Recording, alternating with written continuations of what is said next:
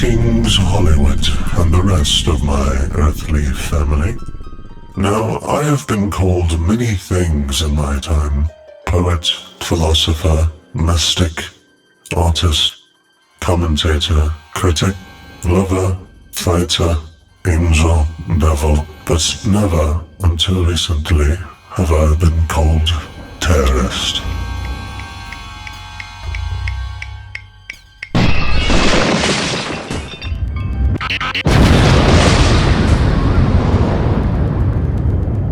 That's right, my friends. I stand accused of possibly being a terrorist by none other than the infamous Cult of Scientology. No cause, warrant, explanation, or evidence accompanied such a libelous accusation.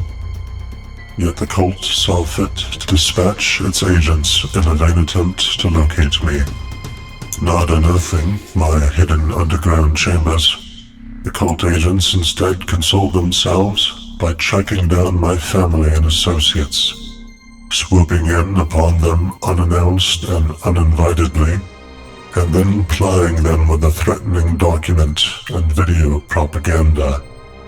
These cult agents then had the temerity to smear my name and honor by suggesting that I was associated with their apparently carefully orchestrated, media-manipulated terrorist image of Anonymous.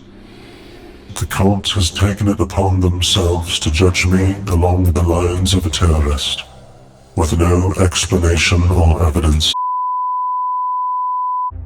For your consideration, Exhibit A, I have included the vital parts of their letter and have omitted the banal, repetitious descriptions of alleged terrorist attacks against their cult, most of which seem rather dubious and reek of false flag sentiment.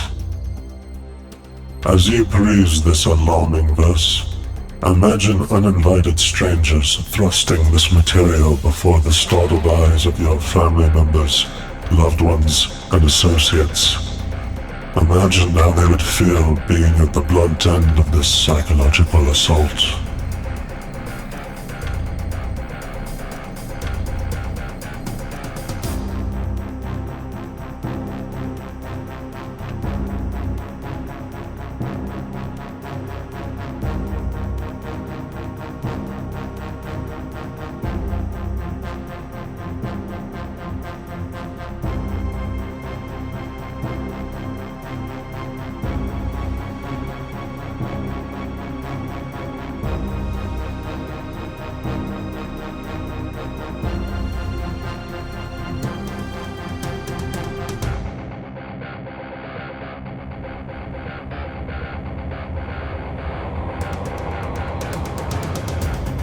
Now, I think most of you are familiar with today's potential consequences of being labeled a terrorist, even with no accompanying evidence or explanation, even if not charged with breaking any rule, law, statute, or treaty.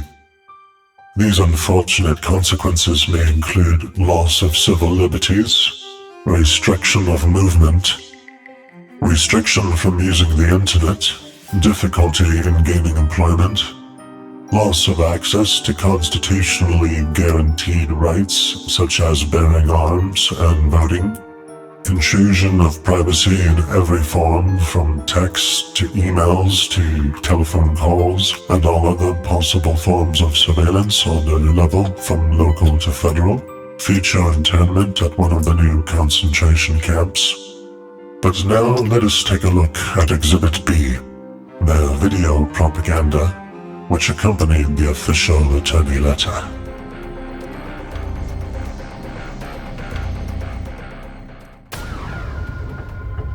January 2008. A message from Anonymous is sent to the Church of Scientology. Leaders of Scientology, we are Anonymous. Anonymous has therefore decided that your organization should be destroyed. For the good of your followers, for our own enjoyment, we shall proceed to expel you from the internet and systematically dismantle the Church of Scientology in its present form. To justify inciting others to commit hate crimes against the Church, Anonymous claims the right to free speech contained in the First Amendment, while showing contempt for the first part of that same amendment that guarantees the freedom of religion.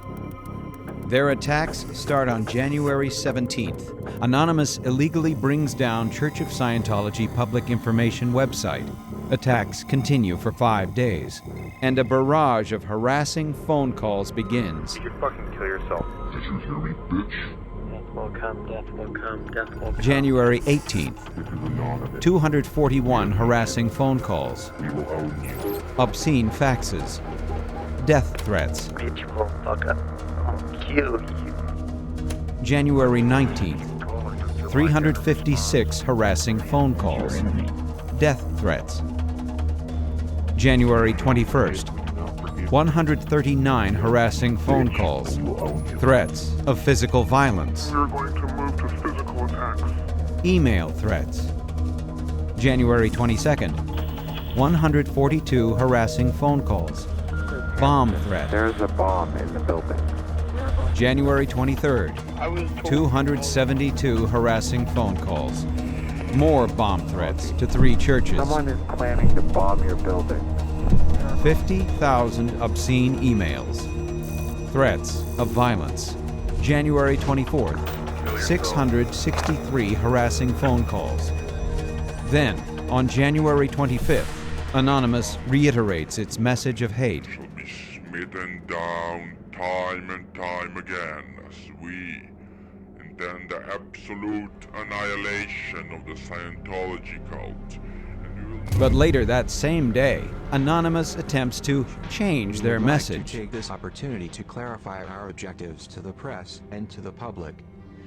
Allegations that Anonymous wishes to physically harm any human being as a part of our campaign against the cult of Scientology are patently untrue. As stated, Yet they immediately escalate their assault. Arson threat. We're going to burn your church down. I'm going to burn you. January 28th. Another bomb threat. And we're gonna bomb your building. January 30th. Envelopes containing an unknown white powder resembling anthrax are delivered by mail to 24 churches. January 31st. Gunshots fired at church property. More obscene faxes. February 2nd. Vandalism. February 4th. Website attack. And on February 13th, Anonymous issues to the Church of Scientology their ultimate threat. 1 5-kilogram pack of nitroglycerin will detonate in the churches of Scientology. These explosives will be implanted in the most logical, however hidden location in each church. This will be the world's biggest terrorist attack on religion. Lives will be lost. While claiming they are peaceful, in less than 3 weeks, Anonymous members made or encouraged 8,139 harassing or threatening phone calls, 3.6 million malicious emails, 141 million hits against church websites, 10 acts of vandalism, 22 bomb threats, and 8 death threats against members and officials of the Church of Scientology. My friends, I ask you, what would you do in response to such a violation of privacy, harassment, libel, threat, and smear? For my own response, I immediately issued a cease and desist, which they seem to have honored thus far, at least on the surface of things. I also provided a point of contact to discuss the rather serious allegations, but I did not receive any response whatsoever. As a result, I have concluded the intent of their smear campaign was simply to defame, slander, harass, intimidate, and silence me. You see, in my own estimation, having helped conceptualize the perfect terrorist boogeyman in Anonymous, the Cult of Scientology can now simply preemptively label anyone it perceives as a threat as being associated with Anonymous, and then proceed to smear the victim, intimidating him or her into fear and submission. Such behavior is apparently not unusual for the Cult of Scientology.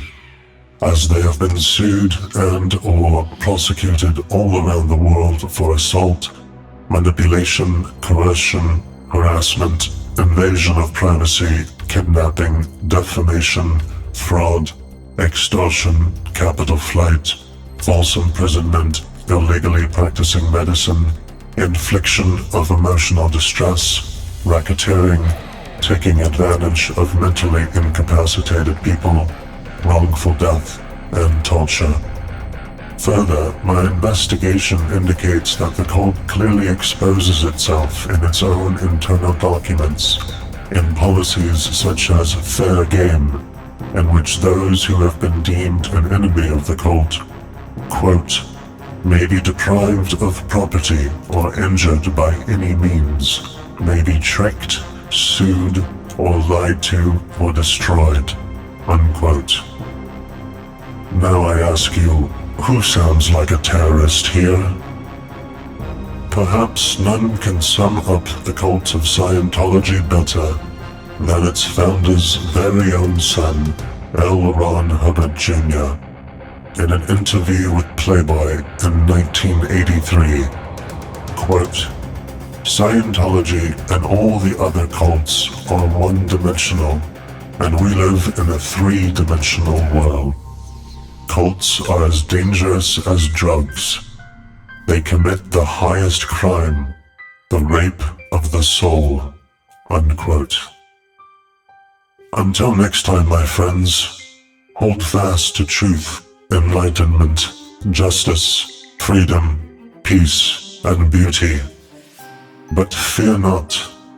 Remember the Bene Gesserit litany against fear, given to us by the great genius Frank Herbert. I must not fear. Fear is the mind killer. Fear is the little death that brings total obliteration. I will face my fear. I will permit it to pass over me and through me. And when it has gone past, I will turn the inner eye to see its path. Where the fear has gone, there will be nothing. Only I will remain. Blessings.